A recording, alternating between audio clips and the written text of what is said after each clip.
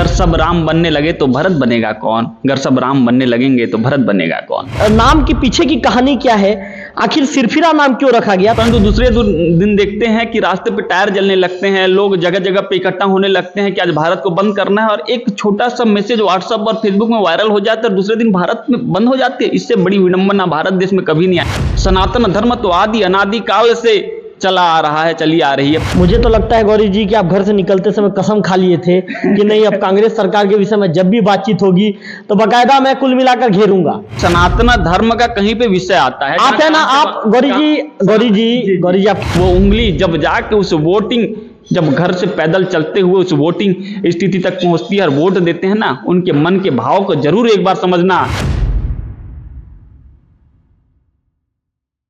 Vocal TV जन मुद्दों को बेबाकी से उठाता आया है और वोकल टीवी को छत्तीसगढ़ के सभी जिला मुख्यालयों में अनुभवी संवाददाताओं की आवश्यकता है। हमसे जुड़ने के लिए इच्छुक व्यक्ति स्क्रीन पर दिए गए नंबर पर संपर्क करें। नमस्कार, वोकल टीवी के लिए मैं रवि तिवारी। आज हम आपसे एक ऐसी शख्सियत को मिलवाने जा रहे हैं जो कहें कि परिस्थिति कुछ भी हो, उनका चेहरा हमेशा मुस्कुराता रहता है। उभरते हुए कवि हैं, युवा कवि हैं, और लोग उन्हें सिरफिरा के नाम से जानते हैं। मैंने जब सिरफिरा शब्द का प्रयोग किया तो आप समझ ही गए होंगे। आज हम बात करने जा रहे हैं गौरीशंकर कश्यप की, और लोग उनके नाम के आगे सिरफिरा लगाते हैं क्योंकि वो बिल्कुल सिरफिरा प्रवृत्ति के हैं।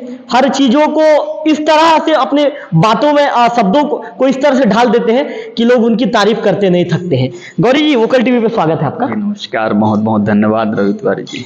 अच्छा गौरी जी, पहला सवाल आपसे ये करूंगा, थोड़ा सा जो अभी चुनाव होने हैं तो बिरला नवागढ़ के जो वर्तमान जो परिदृश्य है उसको लेकर आप कविता के माध्यम से थोड़ा सा हमारे दर्शकों को क्या कहेंगे?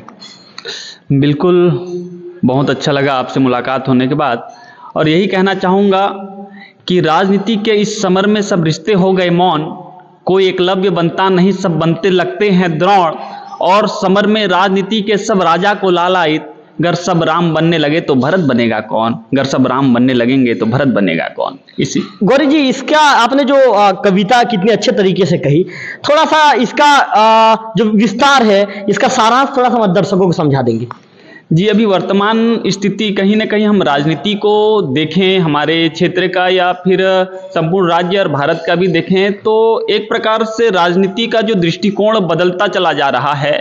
लोग इसको भोग और विलास का मात्र एक साधन बना दिए हैं, जबकि हम इतिहास देखें तो राजनीति मात्र और मात्र सेवा का एक प्रकल्प होता था, जहां लोग सेवा करने के लिए स्वयं का जीवन को आहूत करते हुए राजनीति का वह पथ को चुनते थे। परंतु वर्तमान परिदृश्य को अगर हम देखें तो मात्र मात्र भोग और विलास का केंद्र बन चुका है राजनीति। इसी कारण यह कविता मुझे सर्वप्रथम आपको बोलना पड़ा।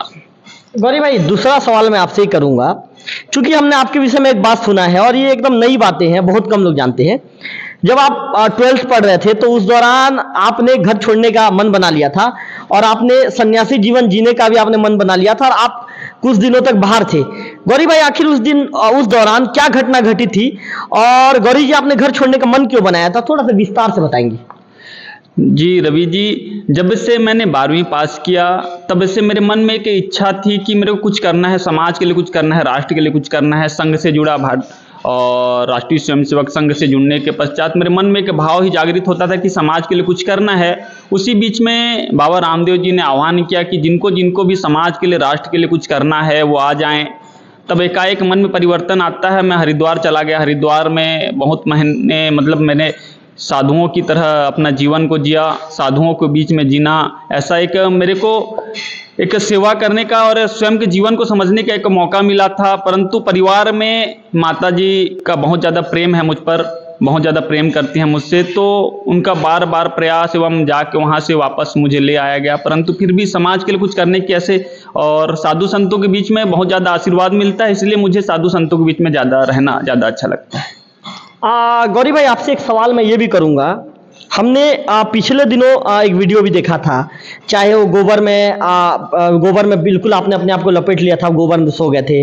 इसका जब भी कोई भी कार्यक्रम होता है, जहाँ भी कोई भक्ति भावना वाला कार्यक्रम होता है या कोई संत समागम का कार्यक्रम होता है, बिल्कुल वहाँ पर पहुँच जाते हैं। आखिर गौरी भाई, अपने आप को, आपने जो आपके जीवन को उस जो भक्ति का जो सागर होता है, उस सागर में अपने जीवन को आपने कैसे डुबो दिया है, और गौरीशंकर कश्यप जी कैसे जहां भी जो भी कार्यक्रम होता है भक्ति भावना वाला, वहां अचानक जाकर जुड़ जाते हैं, थोड़ा सा इसका भी बताएंगे दर्शकों को। बिल्कुल रवि जी, एक बहुत अच्छा बात है, लिखा गया है ग्रंथों में कि बिनु सतसंग विवेक न होई, राम कृपा बिनु सुलभ न सोई।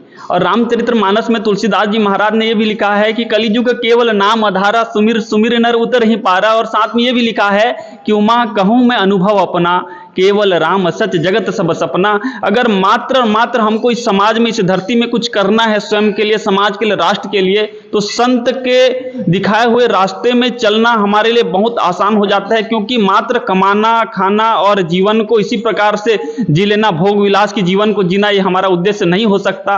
अगर हम मनुष्य जन्म में आए हैं, मनुष्य हमको योनि में जन्म मिला है, तो कुछ ना कुछ तो हमारा उद्देश्य होना चाहिए समाज के लिए, राष्ट्र के लिए और इस सनातन धर्म के लिए। इसीलिए संतों के साथ रह के हम अपना समाज का, राष्ट्र का और धर्म का कल्याण कर सकते हैं। इसीलिए संतों के साथ रहना मुझे बहुत ज्यादा पसंद है। गौरी जी, आपने तो कहा कि संतों के साथ रहना आपको बहुत ज्यादा पसंद है। गौरी जी, लोग आपको सिरफिरा के नाम से भी जानते हैं। जब भी आपका नाम बोला जाता है तो कहा जाता है कि गौरीशंकर कश्यप, हालांकि आपका सरनेम है, लेकिन कई बार लोग कश्यप नहीं कहते, गौरीशंकर सिरफिरा कह देते हैं। आखिर गौरीशंकर सिरफिरा के नाम के पीछे की कहानी क्या है? आखिर सिरफिरा नाम क्यों रखा गया? थोड़ा सा दर्शक जानना चाहते हैं। बिल्कुल तिवारी जी, बहुत अच्छा बात आपने कहा कि सिरफिरा मैंने क्यों स्वयं को कहना प्रारंभ किया। जब मैं दुनिया को अपने नज़र से देखने का प्रयास किया, तो लोग, अगर हम रात को अच्छे से सो सकें तो भी लोगों को तकलीफ है, और रात को ना सो सके तो भी सुबह ताने का हमको सुनना पड़ता है। तो ऐसा लगा कि अगर हमको जिंदगी को अगर जीना है तो सिरफिरों की तरह जीना है, तब हम जिंदगी के असली मजे को ले सकते हैं। तब मैं मुझे एक मेरी लाइनें, 2 लाइनें याद आती है कि किसी के लिए खाक हूँ, किसी के लिए खाक हूँ, किसी के लिए परिंदा हूँ, जो वाकिफ है मुझसे उसी के दिल में ही जिंदा हूँ, जो वाकिफ है मुझसे उसी के दिल में ही जिंदा हूँ। इसीलिए खुद को सिरफिरा कहना मुझे बहुत अच्छा लगा, और मैंने खुद को सिरफिरा बनाया। क्योंकि अगर इस दुनिया में अगर हमको कुछ करना है तो सिरफिरे की तरह ही हमको अपने रास्ते को चयन करके आगे बढ़ना पड़ेगा, तब हम आगे बढ़ सकेंगे। क्योंकि हंसने से पहले यहाँ पे सबको रोना पड़ता है। कुछ पाना है घर तो कुछ तो खोना पड़ता है, और नहीं आते हरे पत्ते यूं ही सूखी डालियों पे, पत्ते आने से पहले पेड़ को भी पतझड़ होना पड़ता है, पत्ते आने से पहले पेड़ को भी पतझड़ होना पड़ता है। गौरी जी, निश्चित तौर पर आपने जो कविता भी कही, थोड़ा सा मुझे भी तारीफ तो करना पड़ेगा, निश्चित तौर पर तारीफ के लायक भी है। गौरी जी, एक सवाल आपसे ये भी बनता है। गौरी जी, आप एक किताब लिखने वाले हैं, कुछ दिनों बाद ये किताब बाकायदा जो ऑनलाइन जो वेबसाइट है वहां भी जारी हो जाएगा। किताब का नाम सिरफिरा, सिरफिरे कुछ कहते हैं। सिरफिरे कुछ कहते हैं, सॉरी गौरी जी, सिरफिरे कुछ कहते हैं किताब में क्या चीजें लिखी गई है, और लोगों को उस किताब को क्यों पढ़ना चाहिए? जी रवि जी, बहुत अच्छा सवाल आपने किया कि सिरफिरे कुछ कहते हैं। ये मेरे जीवन, जब मैंने साहित्य यात्रा शुरू किया, तब से मेरे जीवन में जो कुछ लिखना था और जिन जिन चीज़ों को लिखने चाहिए थी, उन सब बातों को लिखने का एक छोटा सा प्रयास किया है मैंने। और आज समाज में जिस प्रकार से एक विमर्श फैलाया जा रहा है कि अहिंदू विचारधारा, आप भी देख रहे होंगे, रास्ते, सड़क, जहाँ जाएं वहाँ पे सड़क पे टायर जला दिए जाते हैं, हमको पता नहीं रहता। एक दिन पहले हमारे पूरे संपूर्ण भारत में एक मैसेज फैला दिया जाता है कि कल भारत बंद होगा। हमको किसी को पता नहीं होता कि मैसेज किसके द्वारा फैलाया गया है, परंतु दूसरे दिन देखते हैं कि रास्ते पे टायर जलने लगते हैं, लोग जगह जगह पे इकट्ठा होने लगते हैं कि आज भारत को बंद करना है, और एक छोटा सा मैसेज व्हाट्सएप और फेसबुक में वायरल हो जाता है, दूसरे दिन भारत में बंद हो जाती है। इससे बड़ी विडंबना भारत देश में कभी नहीं आई थी। तब मुझे लगा कि नहीं, आज जिस प्रकार से समाज में एक षड्यंत्र फैलाया जा रहा है, एक विमर्श फैलाया जा रहा है, हिंदुओं को हिंदू विचारधारा से जोड़ा जा रहा है, हिंदुओं को अलग अलग जातियों में तोड़ा जा रहा है। मैं स्वयं इस बात का भुक्तभोगी हूँ। 2016 में जब नवाखाई मिलन कार्यक्रम करवाया था हमारे गांव में, हमने सभी जाति वर्ग से नवाखाई के समय में पकवान इकट्ठा करने के पश्चात उसको सभी जाति को बुलाकर पकवान को इकट्ठा किया। उसके पश्चात उसको प्रसाद बनाकर छुआछूत मटका फोड़ का कार्यक्रम किया। उसके पश्चात मेरे को स्वयं को 2 साल तक गाँव से अलग, गाँव वाले के द्वारा ऐसा प्रावधान किया गया। इस पीड़ा को जब मैं देखा कि स्वयं के जीवन में इस प्रकार का पीड़ा का अनुभव किया, तब लगा कि नहीं, आज भी समाज में जिस प्रकार से अस्पृश्य भाव है और किस प्रकार से समाज को तोड़ा जा रहा है, हिंदू विचारधारा समाज में फैलाई जा रही है, इन सब भावों को देखने के बाद लगा कि नहीं, आज समाज में किसी न किसी भाव के साथ मैंने जिस चीज़ को जिया है, मैंने जिस चीज़ को सोचने का कल्पना था, मेरी जो चाहत थी, उन बातों को लिखने का प्रयास किया। सिरफिरे कुछ कहते हैं, जिसमें समाज और युवाओं को कुछ कहने का प्रयास किया हूं जो समाज के लिए उपयोगी है, ऐसा लगता है। बिल्कुल निश्चित तौर पर गौरी जी, हम भी बाकायदा जो छुआछूत है, जो लोग छुआछूत करते हैं, भेदभाव, मानव में जो व्यक्ति भेदभाव करता है, हम भी बिल्कुल ऐसे लोगों से हम भी बिल्कुल दूरी बनाते हैं। और आज का जो समय है, छुआछूत बिल्कुल नहीं होना चाहिए, मानव में बिल्कुल भेद वाली चीजें नहीं होना चाहिए। हम भी उन चीजों का विरोध करते हैं, वोकल टीवी भी उन चीजों का विरोध करता है। गौरी जी, आपको बधाई, आपने बहुत अच्छी चीजें लिखी है और ऐसी पुस्तक समाज के बीच आनी चाहिए ताकि लोगों में एक जागरूकता आएगी, क्योंकि मानव में कभी किसी तरह का भेद नहीं होता, कभी कोई किसी तरह का छुआछूत नहीं होता। सभी समाज के, सभी धर्म के लोग आज बाकायदा भारत देश में रहते हैं और सभी समाज, सभी धर्म के लोग बराबर हैं। ये मेरी सोच है गौरी जी, और मेरे ख्याल से आप भी ऐसा सोचते होंगे। गौरी जी, एक सवाल आपसे ये पूछना चाहूंगा मैं जी। गौरी जी, कई बार देखा जाता है कि आपकी छवि बाकायदा कट्टर हिंदू वाली आपकी छवि है और आप बेबाक तरीके से बोलते भी नजर आते हैं।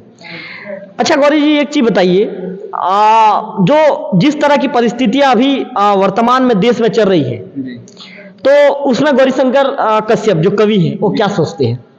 बिल्कुल, मैं ये कहता हूँ मुसलमान चाहिए, न हिंदू, न ईसाई, न मुसलमान चाहिए, न अल्लाह, न गॉड, ना मुझे भगवान चाहिए। बस चाहता है तुमसे इतना ही सिरफिरा कि हर शख्स के दिल में मुझे हिंदुस्तान चाहिए, हर शख्स के दिल में हिंदुस्तान चाहिए। क्योंकि भारतीय संस्कृति वह संस्कृति है, भारतीय परंपरा वह परंपरा है जिसको अगर हम अपने हृदय में, अंतर मन में बिठा लेते हैं तो स्वतः ही अखंड भारत की और उस कल्पना की ओर हम आगे बढ़ जाते हैं। इसलिए हमको समाज में अनेक जातियां, अनेक भेदभावों को त्याग कर केवल मात्र और मात्र भारतीय संस्कृति को आगे बढ़ाने के लिए हम सबको प्रयास करना चाहिए। इसलिए कि सनातन धर्म का कोई, किसी ने ऐसा नहीं है कि कोई इसको पैदा करने वाला है या फिर कहीं से यह पैदा हुआ है।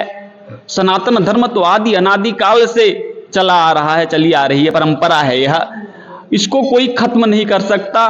और इस सनातन धर्म जब तक है तब तक यह भारतवर्ष है, तब तक यह हिंदुस्तान है, तब तक यह आर्यवर्त है। इसलिए सनातन धर्म के समर्थक में हम सबको खड़ा होना पड़ता है। सनातन स्वयं में एक भाव जागृत होता है कि सनातन धर्म जब तक हम इसका रक्षा नहीं कर पाएंगे, क्योंकि यदा यदा ही धर्मस्य ग्लानिर्भवति भारत अभ्युत्थानम अधर्मस्य तदात्मानं सृजामहम्, स्वयं गीता में कहा गया है। इसलिए हमको सनातन धर्म की बात करने में किसी प्रकार का संकोच नहीं होना चाहिए। जब जब धर्म की हानि के लिए कोई भी दुराचारी विधर्मी ताकत आएगी, उनको उनकी भाषा में जवाब देने के लिए हम सबको तैयार होना पड़ेगा। और जब तक हम उनको उनकी भाषा में जवाब नहीं देंगे, तब तक हमको हृदय में चैन नहीं होगी।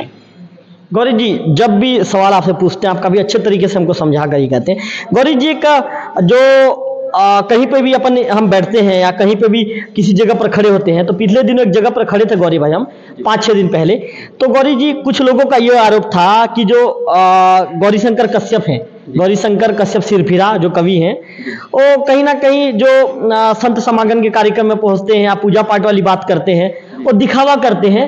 उनके मन में ऐसा कुछ नहीं है, वो सिर्फ उनका बाहरी दिखावा है। उस आरोप पर कवि गौरीशंकर क्या कहना चाहेंगे? देखिए, आरोप तो प्रभु श्री रामचंद्र जी पे भी लगा था, सभी संतों पे भी लगता है, आरोप तो मुझ पे लगेगा, ये स्वाभाविक बात है। और लगाने वाले को भी मैं धन्यवाद देना चाहूँगा कि वो इस प्रकार का आरोप लगाते हैं तो कहीं ना कहीं मेरे बारे में विचार तो करते हैं। इससे बड़ी बात और मेरे लिए कुछ नहीं हो सकती। अब मैं क्या करता हूँ वो मुझसे बेहतर तो कोई नहीं जान सकता, और मेरे परिवार वालों और जो मेरे खास हैं उनसे बेहतर कोई नहीं जान सकता। बाकी तो विरोध तो होगा, इसका बिल्कुल स्वागत करना चाहिए। और उनके आप भक्ति में लीन रहते हैं या दिखावा करते हैं? जी, वो मैं आपको बता नहीं सकता, मैं दिखावा करता हूँ या भक्ति में लीन रहता हूँ, वो मेरे स्वयं का बात है। अब लोगों को अगर लगता है कि दिखावा है तो उनको भी बहुत बहुत धन्यवाद। उनको लगता है कि लीन वाला विषय है तो वो अलग विषय है, उनको भी धन्यवाद है। क्योंकि मैं हमेशा यही बात करता हूँ, किसी के लिए खाक हूँ, किसी के लिए परिंदा हूँ, किसी के लिए खाक हूँ, किसी के लिए परिंदा हूँ। जो वाकिफ है मुझसे उसी के दिल में जिंदा हूँ। और मेरा स्वभाव है कि मैं कली को कली, फूल को फूल और गुलाब को गुलाब कहता हूँ, हकीकत को हकीकत और ख्वाब को ख्वाब कहता हूँ। आदत नहीं कर दूं मैं किसी की झूठी तारीफ, मैं चोर को चोर और नवाब को नवाब कहता हूँ। अच्छा गौरी जी, तमाम सवालों के जवाब तो कविता के माध्यम से काफी मुस्कुरा कर आप दे रहे हैं। अच्छा गौरी जी, थोड़ा सा राजनीतिक विषय पे भी चर्चा कर लेते हैं। गौरी जी, चूंकि बीजेपी ने अपने पत्ते खोल दिए हैं, कहा जा रहा है कि कांग्रेस भी आज देर शाम तक या दोपहर तक अपना पत्ता खोल सकती है। आम आदमी पार्टी भी चुनावी मैदान पर है, जनता कांग्रेस भी चुनावी मैदान पर है।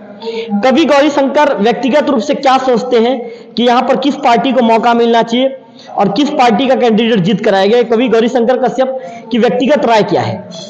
देखिए, कहीं मुझे एक बात किसी एक अच्छे शख्स ने पूछा था कि आप किस पार्टी का समर्थन करते हैं, वही बात आपने पूछा। बहुत अच्छा भी लगा, ये सवाल होना भी चाहिए, क्योंकि राजनीति का अभी जो दौर चल रहा है, आचार संहिता का समय है और राजनीति का समय है।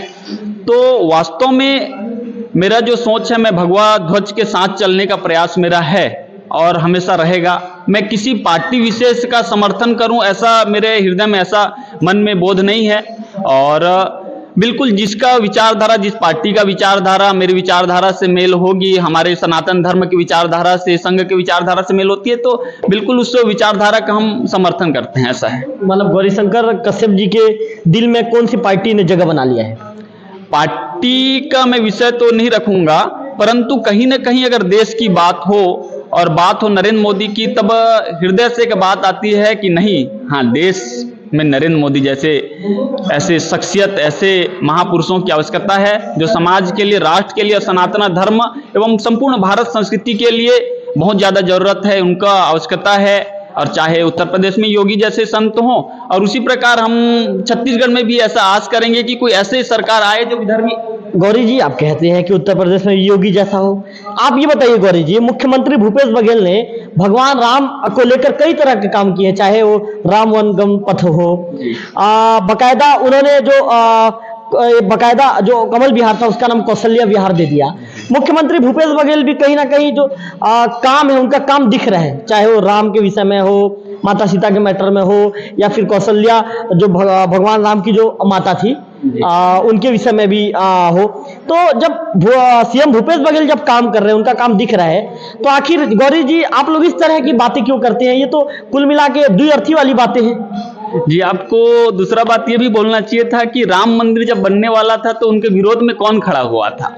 राम मंदिर को बनाने के वाले के जब संपूर्ण भारतवर्ष से चाह रही थी कि राम मंदिर बनना चाहिए, युगों युगों से हमारे पूर्वजों ने इस बात का प्रयास किया, परंतु किस पार्टी ने इस पे विरोध जताया था? कौन प्रभु श्री रामचंद्र जी को काल्पनिक बताया? इस बात पे भी आपको विचार करना चाहिए। भले आप हो सकता है कि हाथी के दांत दिखाने के कुछ और खाने के कुछ और हो सकते हैं, हमको इस बात को भी ध्यान देना चाहिए कि जड़ कहाँ पे है, क्योंकि मच्छर अगर कहीं फैल रही है तो मच्छर को हाथ में मारने की अपेक्षा जहां से मच्छर पैदा हो रही है वहां पे केरोसिन डालना ज्यादा उचित रहेगा। आप बीजेपी के सपोर्ट में ज्यादा बात कर रहे हैं, तो मैं मानूं क्या कि आपका दिल बीजेपी के धड़कता है? बीजेपी के समर्थन में मैं बात नहीं कर, मैं सनातन धर्म के समर्थन में बात कर रहा हूं। अगर हो सकता है कि भारतीय जनता पार्टी सनातन धर्म की बात करती है, विचारधारा बराबर है, तो विचारधारा का सम्मान है। छत्तीसगढ़ के मुखिया भूपेश बघेल भी तो कहते हैं कि राम हमारे भांचा हैं, हमारे भांचा के लिए हम इस तरह की योजना कर रहे हैं, बाकायदा उन्होंने योजना भी चलाया है। तो आप लोगों को मुंह से मुख्यमंत्री भूपेश बघेल के विषय में तारीफ क्यों नहीं निकलता? मैं किसी पार्टी का पक्षधर नहीं हूं गौरी जी, मैं सवाल पूछ रहा हूं। जी बिल्कुल, तारीफ वाला विषय है, तो हमको इस बात का भी ध्यान होना चाहिए कि उनके पिताजी द्वारा राम भगवान को काल्पनिक कहकर हजार जगह में एक षड्यंत्र के तहत हिंदू विचारधारा को फैलाया जा रहा है, लोगों को बहलाया जा रहा है, फुसलाया जा रहा है कि आप हिंदू नहीं हो, हजार प्रकार के राम जी को आरोप प्रत्यारोप हो रहे हैं। तो इस बात को भी हमको ध्यान में रखना चाहिए कि कहां पे हमको कौन बात दिल से कह रहा है, कौन बात राजनीति के लिए कह रहे। राजनीति के लिए राम जी को अपनाना ना बहुत गलत है। आप अगर अपना रहे हैं तो हृदय से अपनाइए, राजनीति का कारण मत बनाइए। कांग्रेस का तो ये भी आरोप है कि राजनीति के लिए भगवान राम को बीजेपी अपनाती है। अगर राजनीति के लिए अपनाती तो हो सकता था कि उससे पहले मात्र राम जी का बात करते, परंतु उन्होंने धरातल से जब से विचारधारा, अगर हम बात करें भारतीय जनता पार्टी की बात कर रहे हैं तो बात कर ही देता हूं कि उन्होंने जब शुरू किया तो राम जी के लिए जो यात्रा निकाली, राम जी के लिए इतने लोगों ने, कार सेवकों का, उनका जीवन को, संपूर्ण जीवन को उन्होंने न्यौछावर कर दिया, आहूत कर दिया। उसके बाद भी हम अगर आरोप लगाते हैं तो हमको उस चीज के विषय में हमको ज्यादा जानकारी लेना चाहिए, उसके बाद हमको उनके ऊपर आरोप लगाना चाहिए। क्योंकि कार सेवा हमने सुना है, हमने पढ़ा है कि किस प्रकार से कितने लोगों ने अपने सर्वस्व जीवन को वहां पे आहूत कर दिया। उसके बाद इस प्रकार का बात मुझे उचित नहीं लगता। अच्छा गौरी जी, आप कहते हैं कि मतलब हालांकि आपने कहा तो नहीं है, लेकिन कहीं ना कहीं आपके संकेत इस तरह नजर आ रहे हैं। अच्छा गौरी जी, एक चीज आप बताइए, जिस तरह से मुख्यमंत्री भूपेश बघेल, आप लोग कहते हैं बीजेपी वाले कि गाय हमारी माता है, कहते हैं ना? जी जी बिल्कुल, है कि नहीं है? बिल्कुल, गाय हमारी माता है, गौ माता है, गौ माता है हमारी माता। मुख्यमंत्री भूपेश बघेल ने उन बातों का अनुसरण करते हुए बाकायदा उन्होंने गोबर खरीदा। जी। बकायदा उन्होंने गौमूत्र खरीदा, जी। मुख्यमंत्री गोधन न्याय योजना चला रहे हैं। गौरी जी, सरकार कहीं ना कहीं जो मतलब ये कहें कि गौ माता के ऊपर सरकार ने फोकस किया है और तमाम तरह की योजनाएं भी चलाई है, उस योजना को कभी गौरीशंकर कश्यप किस रूप में देखते हैं? योजना चलाना और योजना को धरातल में कार्य में एकदम सुचारू रूप से सटीक बैठा पाना, ये दोनों में बहुत अंतर है महोदय। और क्या है, हम स्वयं देख रहे हैं जिस प्रकार से सरकार अपने, ठीक है योजना चलाए, हम उसका सम्मान करते हैं, बहुत अच्छा योजना है, उसके लिए भूपेश बघेल को धन्यवाद भी देते हैं, परंतु इस प्रकार का योजना चला के उसका भ्रष्टाचार में इसको रूपांतरित करना, एक प्रकार से आपको सम्मान करने के पश्चात आपके पीछे जाके आपका अपमान करने, इस प्रकार से भाव उत्पन्न होते हैं। क्योंकि आज नरवा गरवा घुरवा बाड़ी जिस प्रकार से एक छत्तीसगढ़ के चार चिन्हारी इस प्रकार से बात लेके जिस प्रकार से काम कर रही है ये सरकार, तो ऐसा लगता है कि आज हम धरातल में देखें तो कहाँ पे ये जो गोठान है, कहाँ पे सक्सेस है, कहाँ पे गौ माता सुरक्षित? गौ माता तो रास्ते में खड़ी है, गौ माता के लिए क्या सेवा हो पा रहा है? 15 सालों तक गौरी जी आपकी भी तो सरकार थी, जब जिस तरह से आप बीजेपी के विचारधारा को लेकर बातचीत कर रहे हैं, 15 उस दौरान क्या हुआ था? क्या उस दौरान क्या गौ माता सड़क पर नहीं दिखते थे क्या? उस दौरान क्या गौ माता बकायदा घूमते नहीं थे क्या? क्या उनके लिए क्या व्यवस्था की गई थी गौरी जी, बताइए? बात योजना की है महोदय, और उस प्रकार का योजना नहीं ला पाया, वो भी जो भारतीय जनता पार्टी तो लाना चाहिए था। गौरी जी, जब आप घर से निकले हैं जी, तो आप नाश्ता करके निकले थे क्या? जी बिल्कुल, हमने नाश्ता करके निकला था। मुझे तो लगता है गौरी जी कि आप घर से निकलते समय कसम खा लिए थे कि नहीं, अब कांग्रेस सरकार के विषय में जब भी बातचीत होगी तो बकायदा मैं कुल मिलाकर घेरूंगा। ये मुझे गौरी जी आप कसम भी खा के आए हैं लग रहा है मुझे। नहीं, कसम तो ऐसा है कि हम सनातन धर्म के विषय में ही बात करेंगे और सनातन। गौरी जी आप द्व्यर्थी बातें करते हैं। मैंने गौरी जी आपको बकायदा बताया, मुख्यमंत्री जी ने भगवान राम को लेकर कई तरह की योजनाएं चालू की, मुख्यमंत्री जी ने गौ माता को फोकस करते हुए योजनाएं चालू की। गौरी जी जो अच्छा काम कर रहा है मेरे हिसाब से उसका तारीफ होना चाहिए, लेकिन आपके मुंह से गौरी जी तारीफ नहीं निकला, आप सिर्फ खामियां निकाल रहे हैं।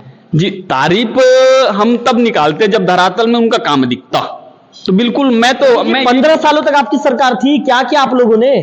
देखिए, हमारी सरकार नहीं थी, मैंने हमेशा कहा। अरे जी मैं क्या कह रहा हूं, आप बीजेपी विचारधारा के लग रहे हैं मुझे कि बीजेपी सपोर्ट में आप बात कर रहे हैं, तब मैं कह रहा हूं कि 15 सालों तक आपकी सरकार थी, कहीं ना कहीं आप बीजेपी विचारधारा से प्रभावित है कि नहीं है गौरी जी? जी, विचारधारा से गौरी जी मैं जो सवाल पूछ रहा हूं उसका जवाब दीजिए, आप बीजेपी विचारधारा से प्रभावित है या नहीं? मैं विचारधारा से प्रभावित इसलिए हूं कि सनातन धर्म का कहीं पे विषय आता है। आप है ना, आप गौरी जी आप कहते हैं कि मैं सनातन धर्म को मानने वाले पार्टी को मानता हूं, जी, तो आपके हिसाब से बीजेपी मानती है ना? बिल्कुल, सनातन धर्म के साथ आपके हिसाब से बीजेपी मानती है ना गौरी जी? जी, ऐसा है कि हम तो जब बीजेपी मानती है तो आप भी बीजेपी के विचारधारा से आप प्रभावित हैं? जी। तो गौरी जब आप बीजेपी के विचारधारा से प्रभावित हैं तो मैं बीजेपी को लेकर आपसे सवाल करूंगा कि नहीं करूंगा? बिल्कुल कर सकते हैं, आप स्वतंत्र हैं। आप मैं करूंगा ना सवाल आपसे, करूंगा। एक अच्छे पत्रकार हैं, आपको स्वतंत्र। गौरी जी आप ही बताइए, जब आप बार बार कहते हैं कि बीजेपी सनातनी पार्टी है, आप कहते हैं गौरी जी बीजेपी सनातन विचार को लेकर आगे बढ़ने वाली पार्टी, जब गौरी जी छत्तीसगढ़ में वो काम दिख रहा है, जब कांग्रेस सरकार कर रही है काम, तो गौरी जी उसका तारीफ होना चाहिए। ये तो उसमें कवि गौरीशंकर कश्यप क्यों उसमें भाग रहे हैं? उन बातों सच्चाई से कवि गौरीशंकर क्यों भाग रहे हैं? देखिए महोदय, हम बिल्कुल उन्हीं बातों का तारीफ करेंगे जो धरातल में दिखेगा। किन बातों का आप तारीफ करेंगे? जहां अगर नरवा गरवा घुरवा बाड़ी वास्तव में अगर कहीं पे कारगर होता, कहीं पे गौ माता का एकदम सही रूप से, क्योंकि इसमें खर्चा इतना ज्यादा हो रहा, करोड़ों अरबों का खर्चा है, परंतु मुझे नहीं लगता कहीं पे गौ माता का जिस प्रकार से खर्चा हो रहा है उस प्रकार से उसका सेवा हो पा रहा है। अगर सेवा हो पाता तो बिल्कुल हम उनका तारीफ करते, क्योंकि देखो ना मैं आज तक कांग्रेस का भी पार्टी का मतलब समर्थन नहीं और ना ही भाजपा का, इस प्रकार से मैं किसी एकदम पार्टिकुलर पार्टी का बात करूंगा ऐसा मेरा उद्देश्य कहीं नहीं रहता। जहां पे बात धर्म की आती है, जहां पे बात सनातन धर्म की आती है, गौ माता की आती है, तो बिल्कुल बोलेंगे। आज अगर कांग्रेस पार्टी जिस प्रकार से, मैं स्वागत करता हूं, बहुत अच्छा उन्होंने योजना लाया, बहुत अच्छा, मैं उनका योजना के लिए तारीफ करता हूं, लेकिन योजना के बाद जिस प्रकार से उन्होंने भ्रष्टाचार किया, इस योजना को मतलब इसके योजना के सहारे जिस प्रकार से भ्रष्टाचार किया, वो बहुत ज्यादा एक निंदनीय कार्य भी है। मतलब गौरी जी आप मानते हैं कि योजना अच्छी थी? योजना अच्छी थी, योजना गौरी जी मैं जो पूछ रहा हूं बताइए ना, आप मानते हैं योजना अच्छी थी? योजना अच्छी थी, मैं तो खुद मतलब आप मुख्यमंत्री भूपेश बघेल की तारीफ करते हैं आप? योजना अच्छी थी, परंतु इसको भ्रष्टाचार का रूप नहीं देना चाहिए था। गौरी जी योजना की आपने तारीफ की ना? जी, योजना की बिल्कुल। तो योजना बनाने वाले की भी आप तारीफ करेंगे? योजना की तारीफ मतलब योजना बनाने वाले की भी तारीफ है, परंतु आपका उद्देश्य दो प्रकार से होता है। आप किसी कार्य को भ्रष्टाचार के लिए कर रहे हैं या वास्तव में समाज के सेवा के लिए, उत्थान के लिए कर रहे हैं, वो दोनों विषय अलग अलग हैं। अगर आपने इस चीज का इतना अच्छा, मैं तो पुनः आपके सामने ही वोकल टीवी के माध्यम से भी बोल रहा हूं कि इतना सुंदर योजना की जो गौठान का योजना है, बहुत सुंदर योजना है। मैं इसको इसके लिए एकदम खुले तौर पे कह सकता हूं कि भूपेश बघेल जी को बधाई, परंतु इसको भ्रष्टाचार का रूप नहीं देना चाहिए था। अच्छा गौरी जी, एक सवाल का जवाब मेरा और दे दीजिए। गौरी जी, बिंद्रानगर में भी हाल ही में चुनाव होने हैं 1 से 1.5 महीने के अंदर। यहाँ पे चुनावी मुद्दे कवि गौरीशंकर कश्यप के हिसाब से क्या होना चाहिए, वो व्यक्तिगत रूप से क्या सोचते हैं? व्यक्तिगत रूप से कहीं बिंद्रानगर की बात होती है तो यह देवभोग मेरी मातृभूमि है, जहाँ पे मुझे जन्म मिला है। तो जन्मभूमि के साथ एक अलग ही प्रेम रहता है, एक वात्सल्य का रूप रहता है। तो कहीं हम देखते हैं तो समाज में किस प्रकार से एक भ्रष्टाचार और क्षेत्र में लोग किस प्रकार से पीड़ित हैं। गौरी जी आपने सीधा कह दिया समाज में भ्रष्टाचार, लोग पीड़ित हैं। गौरी जी आप इसकी बात नहीं करते कि हमारे देवभोग अस्पताल में डॉक्टर की कमी है। गौरी जी आप सड़कों की बात नहीं करते। तो गौरी जी कुल मिलाकर थोड़ा सा ना विचारधारा से ऊपर उठ के गौरी जी क्षेत्र की समस्याओं को भी देखिए ना गौरी जी। नहीं, बिल्कुल मैं वही बात ही बोलने वाला था कि सड़क और अस्पताल, क्योंकि मुझे एकदम बराबर याद है कि मैं बराबर अस्पताल, जो शासकीय अस्पताल जाते रहता हूं, और आपके साथ भी 2-4 पेशेंटों का आपके सहयोग से भी कुछ को हमने इलाज कराया समाज सेवा के रूप में। और अभी एक्सरे का टेक्नीशियन नहीं था तो स्वयं रायपुर जाके वापस आने के बाद टेक्नीशियन दिलवाने का काम भी किया। तो वास्तव में अगर हम देखें तो चिकित्सा के क्षेत्र में तो बहुत पीछे है देवभोग। इसके लिए हम संपूर्ण देवभोग वालों को आगे आना चाहिए। जिस प्रकार से कुछ वर्ष पहले सत्याग्रह के रूप में आकर हमने बिजली के लिए एक सत्याग्रह का कार्य किया था, उसी प्रकार से हमारे लिए देखो, पार्टियां, कोई भी पार्टी, कांग्रेस हो चाहे भाजपा, बड़ी नहीं हो सकती साहब। हमारे लिए जब क्षेत्र की बात होती है तो मातृभूमि बड़ी है, इस मातृभूमि के लिए करना है। इसलिए सबको एक होकर हमको ये पार्टीवाद को साइड में रख के हमको समाज के लिए करना चाहिए, इस क्षेत्र के लिए करना चाहिए। चाहे आपने बहुत अच्छा बात बोला, अस्पताल के करना चाहिए, रास्ते के लिए करना चाहिए, और हो सके तो स्कूल में अभी टीचर नहीं है, हमको ये बात को भी ध्यान देना चाहिए। कॉलेज आज से हम 2-4 वर्ष पहले जिस प्रकार से हम कॉलेज का पढ़ाई का देखते थे स्थिति, शासकीय कॉलेज का, वो स्थिति भी मुझे आज नहीं लगती कि आज समाज किस ओर जा रहा है। इसलिए भी हमको चिंता करने की आवश्यकता है और हम सबको मिलकर चिंता करने की आवश्यकता है। गौरी जी एक अंतिम सवाल पूछूंगा आपसे। अच्छा गौरी जी बताइए, सरकार के कामकाज का कितना ज्यादा असर बिंद्रानगर में देखने को मिलेगा? क्या गौरी जी इस बार परिवर्तन की लहर चलेगी, या फिर जो बीजेपी है अपना किला बचा लेगी? मैं व्यक्तिगत रूप से आपका विचार लेना चाहूंगा भाई, किसी पार्टी के पक्ष वाली बात नहीं कर रहा हूं मैं, व्यक्तिगत रूप से कवि गौरीशंकर कश्यप सिरफिरा की क्या सोच है? देखिए, पार्टी और जिस प्रकार से राजनीति माहौल है वर्तमान परिदृश्य में, लोगों में बहुत, चाहे वो कांग्रेस के प्रति हो चाहे वो भाजपा के प्रति हो, नाराजगी दोनों के प्रति है। मैं स्पष्ट रूप से, आम आदमी पार्टी और जनता कांग्रेस भी मैदान पर है।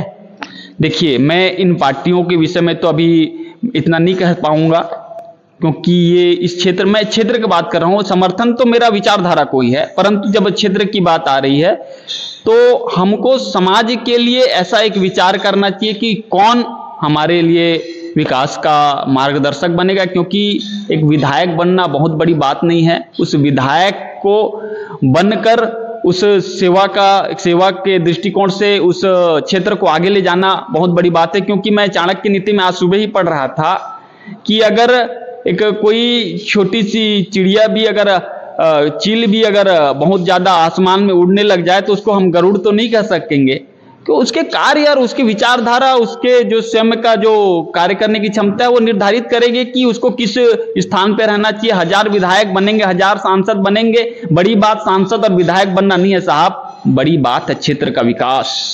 बड़ी बात है वो अंतिम व्यक्ति जिन्होंने अपने सर्वस्व को त्याग कर मात्र और मात्र सेवा का प्रकल्प लेते हुए अंतिम गांव में रहकर इस भाव के साथ रहता है कि नहीं, मेरा सरकार आएगा या कोई आएंगे जो मेरा रक्षा करने वाला होगा। अरे भाई साहब, उस व्यक्ति को पीड़ा को समझना होगा। हो सकता है कोई प्रत्याशी देख रहा होगा ये वीडियो वोकल टीवी के माध्यम से, उनसे भी करबद्ध एक निवेदन करना चाहूंगा। आप एक दिन विधायक बन जाएंगे, कांग्रेस का बने, भाजपा का बने, किसी का बने, एक दिन विधायक बन जाओगे साहब, लेकिन याद रखना वो उंगली जब जाके उस वोटिंग, जब घर से पैदल चलते हुए उस वोटिंग स्थिति तक पहुंचती है और वोट देते हैं ना, उनके मन के भाव को जरूर एक बार समझना। ये काम ठेकेदार और ठेका काम से बेच कर खाने के लिए जनता आपको नहीं चुनती। मात्र एक बात अगर आप कहते हैं तो निवेदन करना चाहूंगा, एक बार उस अंतिम व्यक्ति को पीड़ा को समझिए, उसके बाद सरकार में आने के बाद उनके लिए सेवा का दृष्टिकोण लीजिए।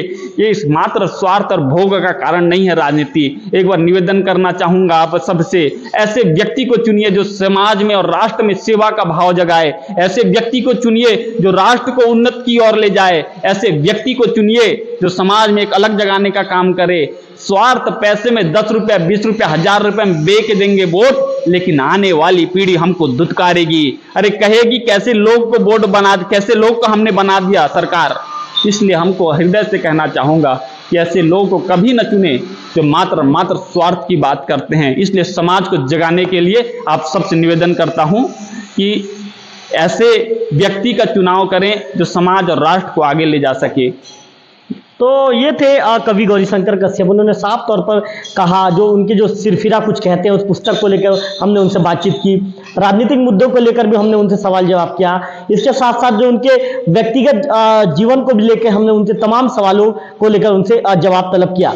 कुल मिलाकर कवि गौरीशंकर कश्यप सोचते क्या है, उनका राजनीति के विषय में क्या सोचते हैं, उन्हें जो पुस्तक लिखा उसके विषय में उनकी क्या सोच है, इन सब बातों को जानने के लिए आज वोकल टीवी में कवि गौरीशंकर कश्यप सिरफिरा का जो हमने साक्षात्कार लिया, उनका इंटरव्यू लिया है। इंटरव्यू को देखिए, तब पता चल पाएगा कि कवि गौरीशंकर कश्यप क्या सोचते हैं और क्षेत्र के विकास के विषय में वो क्या कहते हैं। कैमरा पर्सन गंधर्व बेसरा के साथ रविकांत तिवारी, वोकल टीवी, देवभोग।